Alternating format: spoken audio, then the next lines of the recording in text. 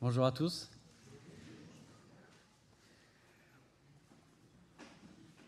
Imaginez que vous devez choisir entre la vie de votre animal, chien, chat ou poule, et celle d'un humain. En ce qui me concerne, je sais qu'il n'y a quasiment aucune chance que je choisisse de sacrifier l'un de mes chats plutôt qu'un copain, un collègue ou, a fortiori, un inconnu. Tout simplement parce que je les aime plus et qu'eux aussi m'aiment plus. C'est pas moi qui dis ça. Il y aurait du souci à se faire. Celui qui dit ça, c'est Aymeric Caron. Peut-être vous le connaissez, il a été chroniqueur, il est journaliste, il a été chroniqueur avec Laurent Ruquier. Et pour Aymeric Caron, qui soutient la cause de l'antispécisme, c'est-à-dire ne pas faire de différence entre les espèces, pour lui, les hommes et les animaux sont égaux. Tous les animaux devraient avoir les mêmes droits et les hommes ne seraient pas à placer au-dessus des animaux. Et ce matin, on va se demander que dit la Bible de l'être humain. Est-ce qu'il y a une différence entre l'homme et l'animal ? Quelle est notre vision biblique de la place de l'homme ?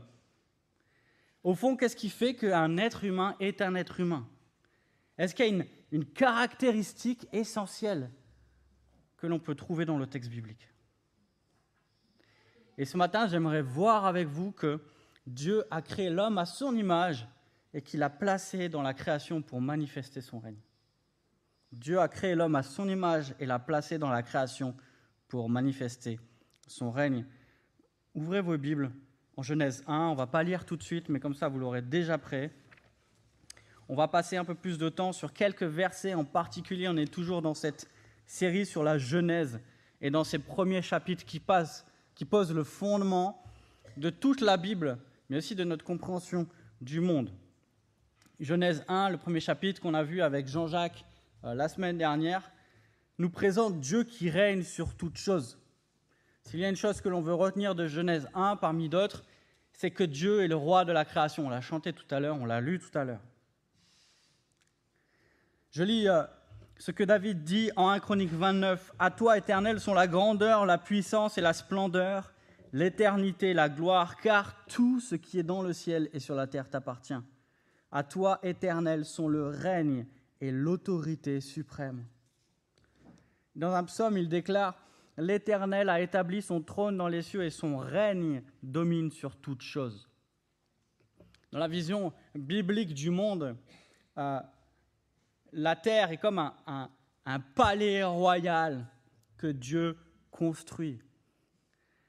Et on a son trône qui est dans les cieux. Et le but de Dieu, c'est de venir régner sur terre. Le but de Dieu, c'est le ciel sur terre. C'est que sa volonté soit faite au ciel comme sur la terre. Sur la terre comme au ciel. Et on le voit à la fin de la Bible, Dieu qui descend dans sa gloire pour régner au milieu de son peuple. Et dès en fait les premiers versets de la Bible, on a un thème hyper important pour nous aider à comprendre le plan de Dieu. C'est le thème du royaume de Dieu. Et le royaume de Dieu dans la Bible, c'est toujours trois choses. Le peuple de Dieu, dans le pays de Dieu, sous le règne de Dieu. Le peuple de Dieu, dans le pays de Dieu, sur le règne de Dieu.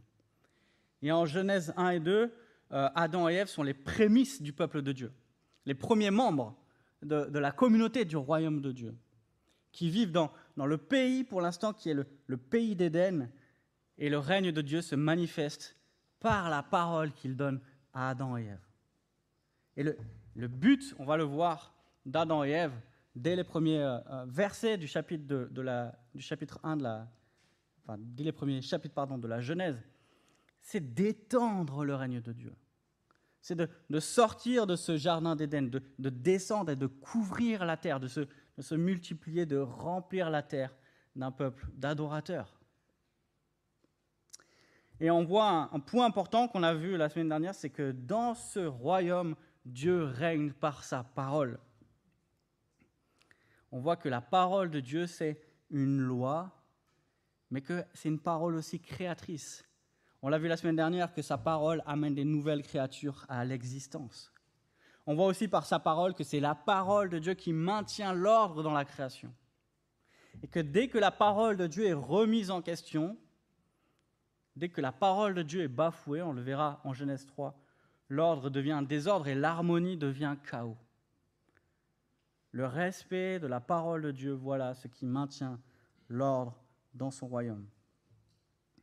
Pour rappel, on est allé assez rapidement et on ne l'a pas vu de manière aussi structurée la semaine dernière. Mais on voit quelque chose d'intéressant quand on s'arrête un petit peu sur les jours de la création. Au début, on lit, regardez avec moi Genèse 1, verset 2.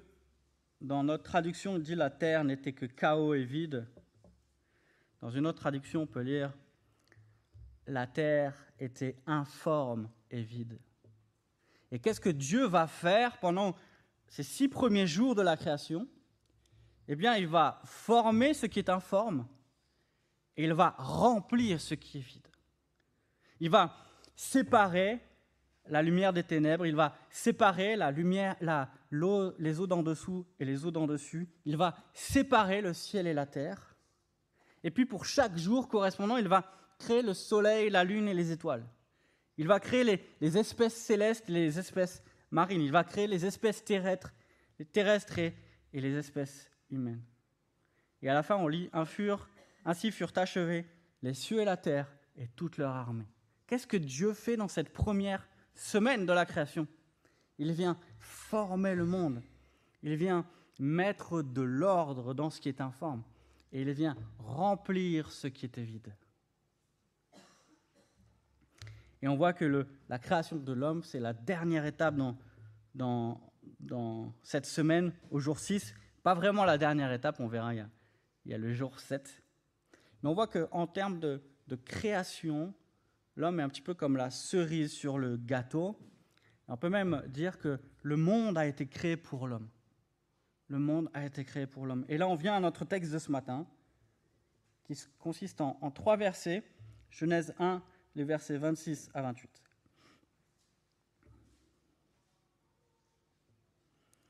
Puis Dieu dit, faisons l'homme à notre image, à notre ressemblance, qu'il domine sur les poissons de la mer, sur les oiseaux du ciel, sur le bétail, sur toute la terre et sur tous les reptiles qui rampent sur la terre. Dieu créa l'homme à son image, il le créa à l'image de Dieu. Il créa l'homme et la femme. Dieu les bénit et leur dit, reproduisez-vous, devenez nombreux, remplissez la terre et soumettez-la. Dominez sur les poissons de la mer, sur les oiseaux du ciel et sur tout animal qui se déplace sur la terre.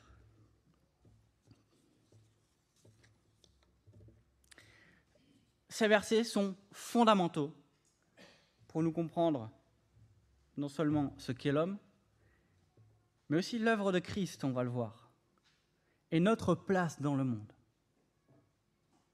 Notre place dans le monde. Dans ces versets, on voit plusieurs caractéristiques qui font la particularité de l'homme et qui, dès les premiers versets de la Genèse, séparent l'homme de l'animal.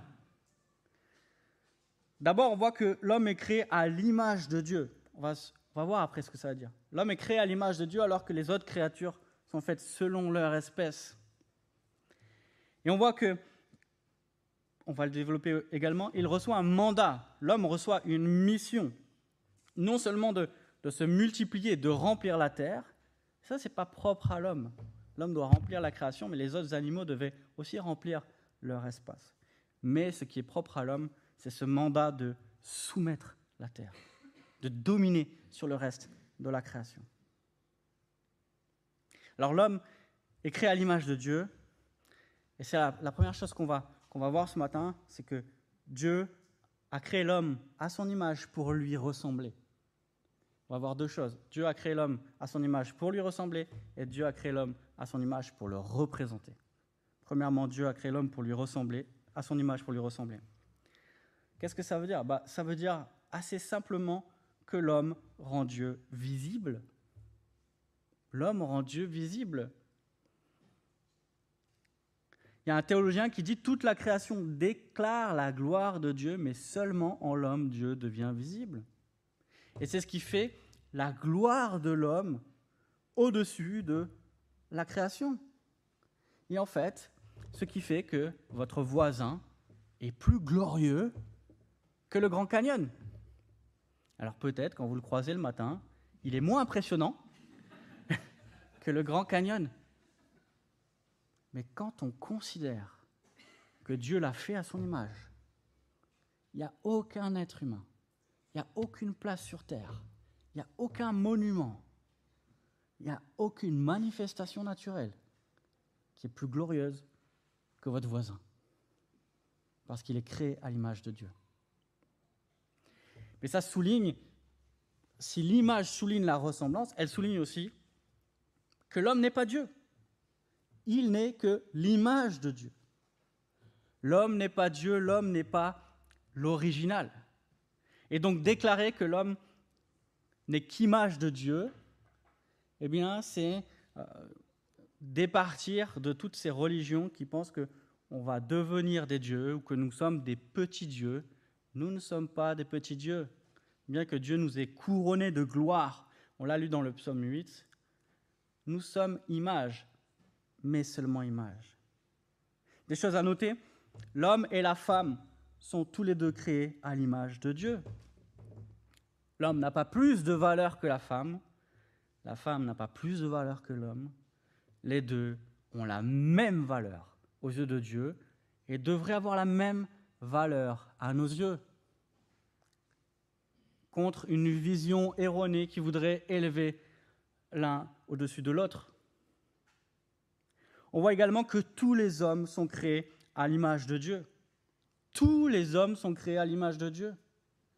C'est cette conviction fondamentale de notre vision de l'homme qui a alimenté le combat de William Wilberforce quand il luttait devant le Parlement contre l'esclavage.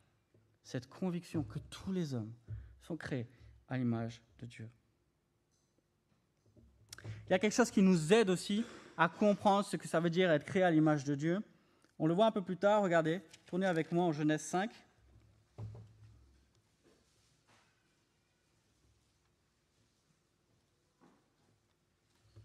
Regardez, on va lire les 3 premiers versets. Voici le livre de l'histoire d'Adam. Lorsque Dieu créa l'homme, il le fit à la ressemblance de Dieu. Il créa l'homme et la femme et il les bénit. Il les appela êtres humains lorsqu'ils furent créés. C'est un écho direct au texte de ce matin. À l'âge de 130 ans, Adam eut un fils à sa ressemblance, à son image, et il l'appela Seth. La première fois qu'on voit cette combinaison de mots, image et ressemblance, c'est pour parler du fils d'Adam. Ce concept d'image est lié à la filiation. Dans la généalogie de Luc, en Luc 3, on a cette longue généalogie qui descend et qui remonte aux origines, et à la fin on lit « fils d'Énos, fils de Seth, fils d'Adam, fils de Dieu ». Adam est décrit comme le fils de Dieu.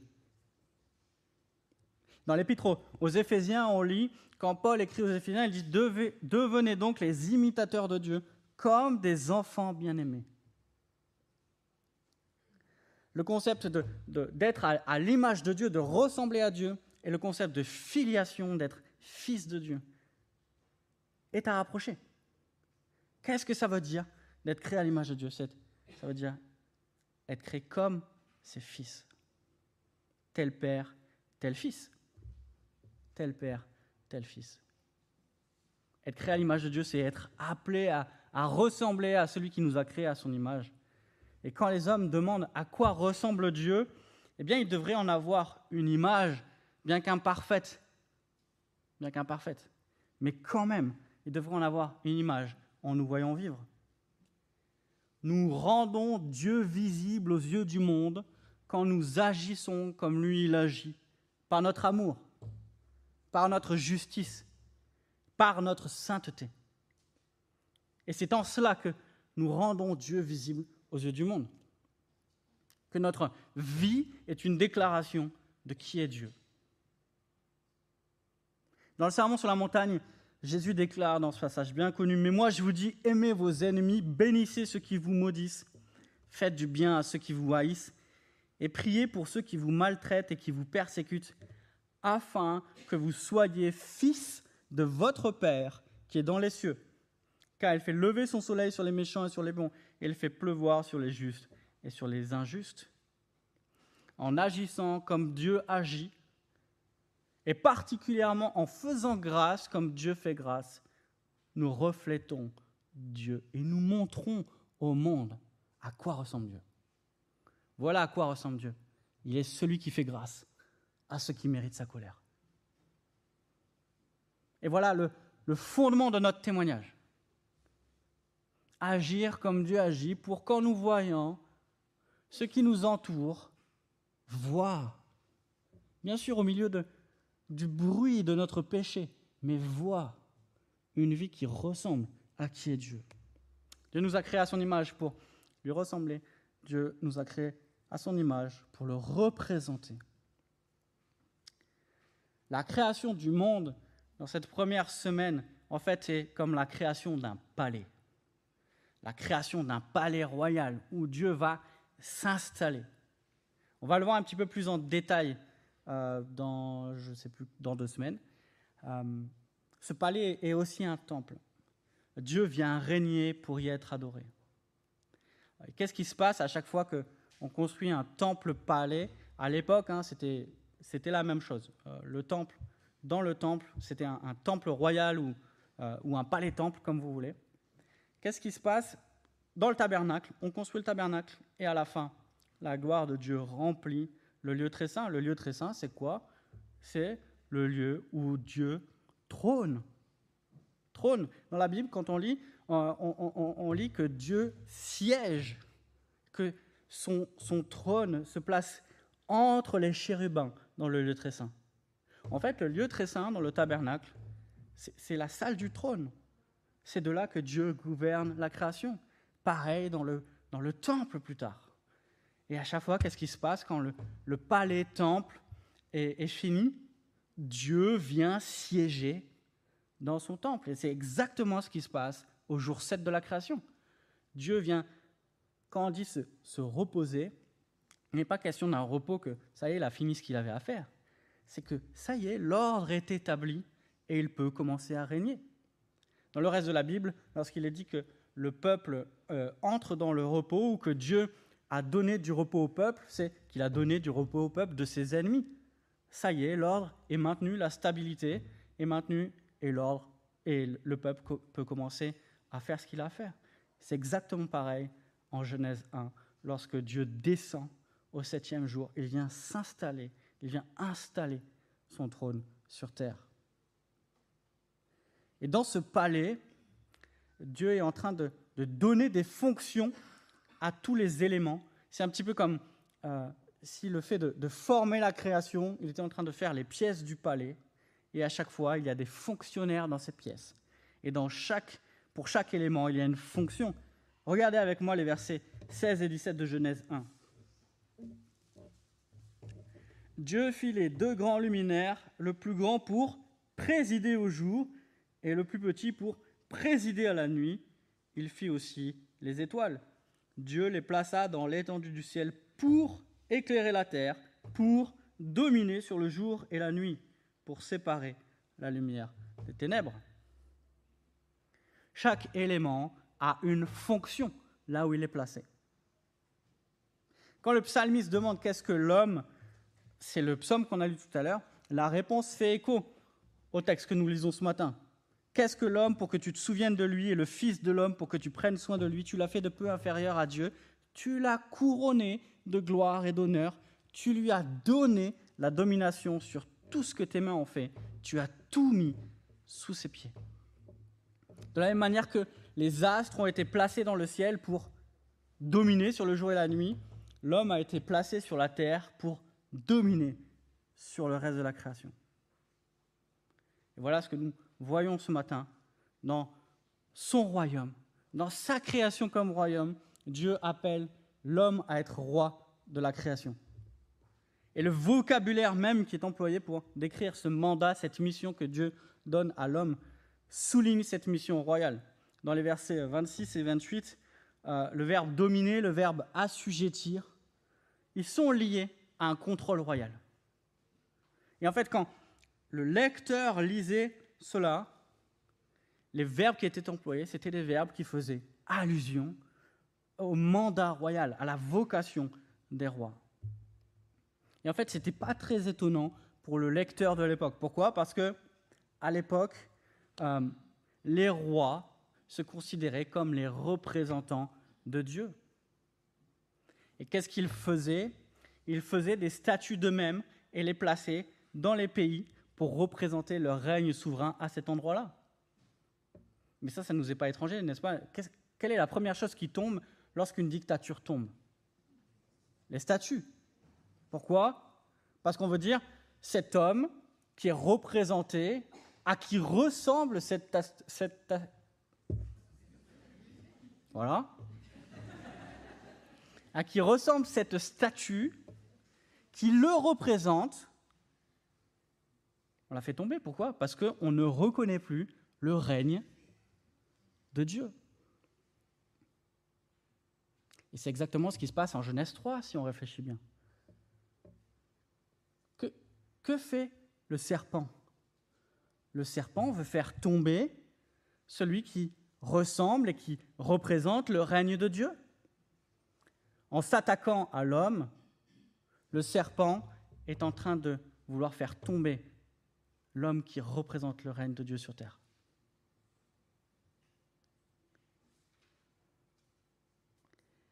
Il y a une différence entre ces rois de l'époque qui mettaient des statues d'eux dans leur royaume pour leur ressembler, les représenter leur règne. C'est qu'ici, c'est toute l'humanité, les hommes et les femmes qui sont créés à l'image de Dieu. À l'époque, il n'y avait que le roi qui pouvait se prétendre être image de Dieu et représenter Dieu sur terre. Le récit de la création dit non, ce sont tous les hommes et femmes, qui représentent Dieu. Ce sont tous les hommes et femmes sans distinction que Dieu appelle à régner sur terre en tant que vice-roi. Donc on peut dire qu'en le faisant à son image, Dieu a placé l'homme pour lui ressembler, le refléter par son caractère et ses œuvres. Problème, on l'a dit en Genèse 3, Dieu fait tomber, pour ainsi dire, l'homme. Il fait tomber l'homme et l'image est déformée. J'aime bien cette expression d'Henri Blocher. L'image est devenue caricature. Et donc elle continue à ressembler à celui qu'elle représente, mais ses traits ne sont plus fidèles. Mais l'homme reste à l'image de Dieu. Et qu'est-ce qu'on voit à la sortie de l'arche de Noé, quand Dieu veut établir une nouvelle création, quand Dieu veut repartir de zéro, eh bien Dieu réétablit la validité de l'image de Dieu en l'homme. Je vous lis dans Genèse 9, « Si quelqu'un verse le sang de l'homme, par l'homme son sang sera versé, car Dieu a fait l'homme à son image. » Même après la chute, l'homme reste à l'image de Dieu. « Et vous, soyez féconds et multipliez, répandez-vous sur la terre et multipliez sur terre. » Un peu plus tard, c'est tout Israël. On lit au début du livre de l'Exode. C'est tout Israël qui est appelé « mon fils » par Dieu. Mon fils. Et après la sortie d'Égypte, c'est tout le peuple qui est appelé à le représenter. Encore une fois, comme une nouvelle création. Encore une fois, le peuple passe par les eaux du jugement et traverse le jugement de Dieu à la mer des roseaux. Et Dieu veut commencer une nouvelle création avec ce nouveau peuple.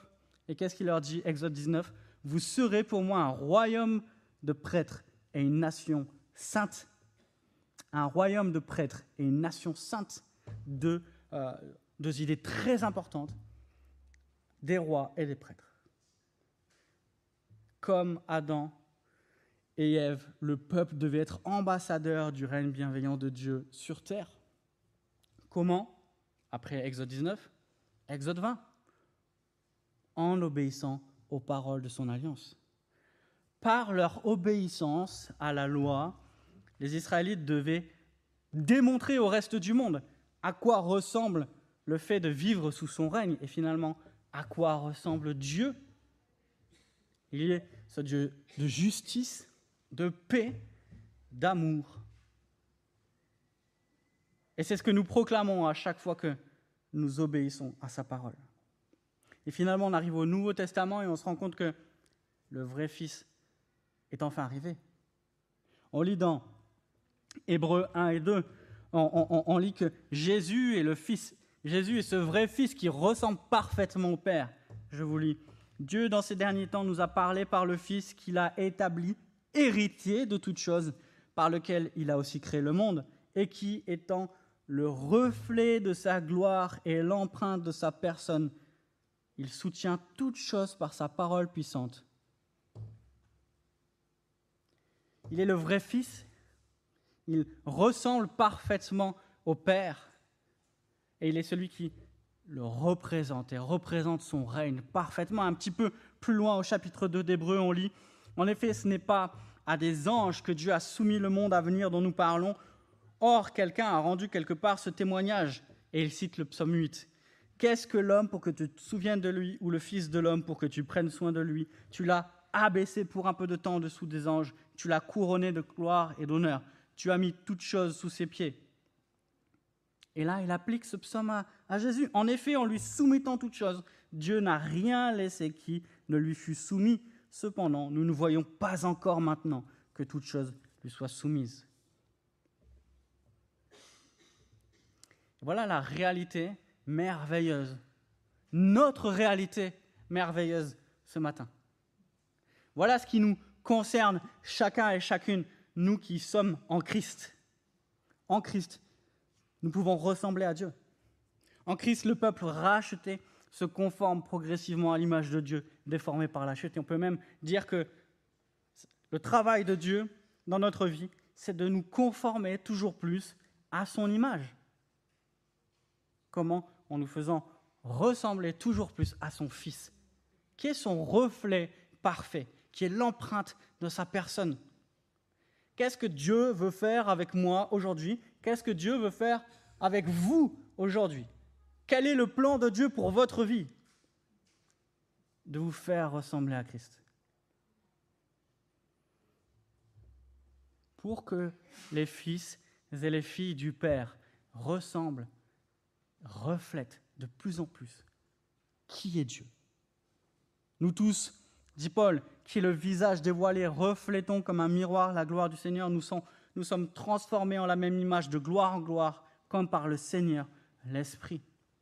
On l'a lu tout à l'heure, l'Église est appelée à imiter Dieu comme ses enfants bien-aimés. Et en fait, en faisant cela, nous retrouvons la vocation d'Adam qui était de refléter Dieu. Ce n'est pas quelque chose de nouveau quand le Nouveau Testament nous appelle à ressembler à Dieu. C'est en fait, voilà ce que ça veut dire d'être humain. Voilà ce que ça veut dire d'être vraiment humain. Nous pouvons ressembler à Dieu en Christ, nous pouvons représenter Dieu en Christ. Et ce n'est pas pour rien que dans le Nouveau Testament, assez rapidement, les chrétiens ont été appelés des petits Christ. Pourquoi? Parce que leur volonté, c'était de ressembler à Christ. L'Église est cette nouvelle image, et la meilleure image de cette nouvelle société voulue par Dieu. Écoutez là ce que Pierre cite en l'appliquant à des chrétiens. En fait, il cite le texte d'Exode que Dieu avait donné au peuple après la sortie d'Égypte. Vous, au contraire, Pierre dit aux chrétiens, vous, au contraire, vous êtes une race élue, un sacerdoce royal. Un sacerdoce royal, c'est des prêtres rois. Une nation sainte, un peuple acquis, afin que vous annonciez les vertus de celui qui vous a appelé des ténèbres à son admirable lumière. Quand on se soumet au règne de Dieu, quand on obéit à sa parole, en fait, on est en train non seulement d'accomplir notre vocation de chrétien, mais finalement de retrouver notre vocation d'être humain. Être les ambassadeurs du règne de Dieu sur terre. Voilà ce que ça veut dire d'être humain. C'est de ressembler à Dieu et de représenter Dieu et son règne sur terre. Il n'y a qu'en étant soumis à Dieu que nous retrouvons notre vraie place d'être humain. Et ça, c'est un message fort dans notre société. On l'a vu où l'homme tente de se redéfinir et tente de rebattre des cartes qui, jusqu'il y a quelques dizaines d'années, avaient toujours été les mêmes depuis la création du monde. Et tant que l'homme voudra se définir lui-même, il ne trouvera pas sa vraie identité. Tant qu'il s'efforcera de vouloir trouver en lui-même ce qu'il est, il ne trouvera pas sa vraie place. Et il n'y a qu'en Christ que nous pouvons être vraiment ce que nous sommes. Il n'y a que Christ, par la puissance de l'Esprit de Dieu, qui nous montre ce que c'est d'être humain. Il n'y a que Christ qui peut répondre à la question « Qui suis-je ? Qu'est-ce que je fais sur terre ?» Il n'y a que Christ qui peut résoudre ces crises d'identité, ces crises intérieures qui parfois nous tourmentent et nous déchirent, quand nous ne savons plus qui nous sommes ni ce que nous faisons sur terre. Regardons à la vérité de l'Évangile. Et ceux qui vivent avec Christ comme Seigneur savent ce qu'ils font et savent qui ils sont. Ils sont fils de Dieu, créés à son image. Ils ont été créés pour manifester et étendre le règne bienveillant de Dieu, pour ressembler et refléter le roi de gloire qui nous appelle à son service. Dieu nous a créés à son image, nous a placés dans la création pour manifester son règne. Non seulement c'est la vocation que Dieu nous a donnée à l'origine, mais c'est aussi la vocation que nous exercerons pleinement au ciel. Je lis dans 2 Timothée 2. Cette parole est certaine, si nous sommes morts avec lui, nous vivrons aussi avec lui. Si nous persévérons, nous régnerons aussi avec lui. Et dans l'Apocalypse, tu as fait d'eux des rois et des prêtres pour notre Dieu, et ils régneront sur la terre. Et en fait, ce que nous faisons aujourd'hui, en vivant en chrétien, en vivant comme Christ a vécu, nous sommes en train de continuer à former la création en conformité à la parole de Dieu. Voilà notre tâche royale et voilà ce que ça veut dire d'être des rois de la création. Continuer à modeler le monde, à former le monde pour qu'il ressemble plus au ciel où Dieu règne. Comment ? D'abord dans nos foyers. Nos foyers sont comme un microcosme, un petit monde, un petit royaume où Dieu doit régner. Et lorsque nous invitons nos amis, notre famille, nos voisins à rentrer dans notre foyer, voilà ce dont ils doivent faire l'expérience d'un royaume où Dieu règne, où l'harmonie, la paix, la justice et la joie reflètent que nous vivons en être humain sous le regard de Dieu. Voilà ce que nous voulons vivre en Église, la manifestation du royaume de Dieu, un avant-goût du royaume à venir. Lorsque autour de nous, et je dis autour de nous, ce n'est pas autour du bâtiment, c'est autour de l'Église, de nous, autour de nous, le monde n'est que chaos, désordre, disharmonie, guerre. L'Église non seulement offre une image, mais offre aussi l'expérience. Fait goûter. Vivre dans l'Église fait goûter non seulement à quoi ça ressemble d'être humain, mais aussi cette joie, cette paix, cette grâce, cette justice que Dieu offre et que nous voulons vivre, dont nous voulons témoigner, mais aussi que nous voulons manifester au peuple qui nous entoure. Et enfin, dans le monde, dans notre travail, dans nos études, dans ce qui nous occupe la journée, auprès de ceux que Dieu a placés à côté de nous. Nous voulons refléter que Dieu est roi par ce que nous sommes, par notre attitude, par notre caractère qui est conforme à celui de Christ, mais aussi par ce que nous faisons, la manière dont nous le faisons. Et chaque petit acte que nous faisons chaque jour est en fait un pas de plus pour modeler le monde, pour qu'il ressemble au monde tel qu'il devait être et qu'il anticipe le monde tel qu'il sera. Si on réfléchit, qu'est-ce que nous faisons chaque jour ? Qu'est-ce que chaque être humain fait chaque jour ? Il est en train de modeler le monde pour qu'il ressemble un petit peu plus à ce qu'il estime être ce que devrait être le monde. Chaque jour, par tout ce que nous faisons, on est en train de dire, voilà à quoi devrait ressembler le monde.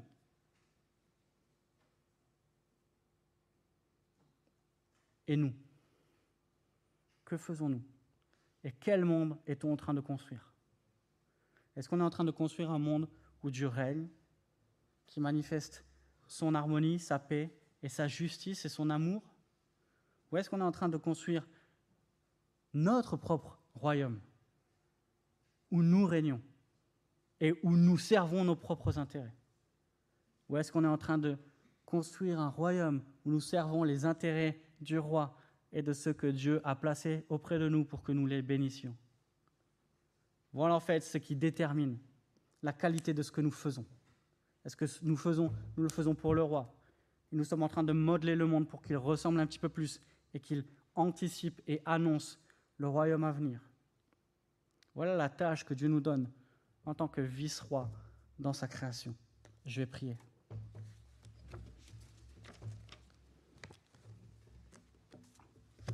Père Céleste, quelle glorieuse réalité!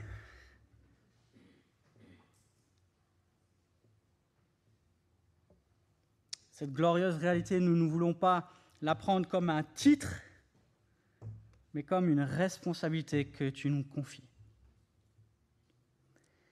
Et nous voulons prendre cette responsabilité comme venant de toi, ne pas nous en défausser, mais marcher avec confiance en ayant l'assurance que ce que tu nous ordonnes, tu nous rends capables de l'accomplir. Et que par ton esprit, tu es en train progressivement de nous conformer toujours plus à l'image de ton Fils. Par ton esprit, tu nous rends toujours plus capables de conformer le monde dans notre famille, dans l'Église et dans la société à ce qu'il devrait être. Aide-nous, Seigneur, s'il te plaît, chaque jour, dans chaque interaction, à être des représentants de qui tu es, de te ressembler fidèlement et à faire des choses qui t'honorent et qui annoncent ton règne. Merci pour cette responsabilité que tu nous donnes. Garde-nous à la fois dans l'humilité, mais aussi dans la confiance que tu nous accompagnes dans ce mandat, pour ta gloire. Amen.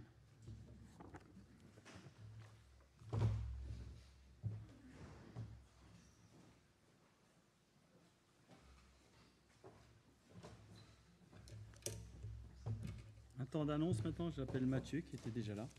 Merci. Tu aurais pu les laisser souffler un peu. Juste pour vous dire, ceux qui ont recommencé les groupes de maison déjà cette semaine doivent être au courant.